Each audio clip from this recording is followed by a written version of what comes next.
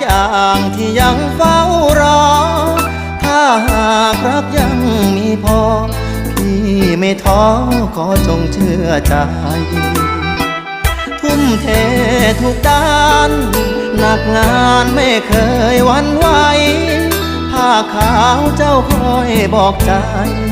ว่าทำเพื่อใครวันนี้คืนวันที่งานหนักเหลือเพียงหยิบผ้าขาวซับเหงื่อก็เหมือนมีแรงทำดีหมื่นพันสัญญา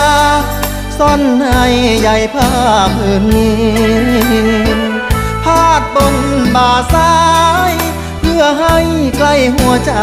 พี่ให้คอยคิดถึงคนดี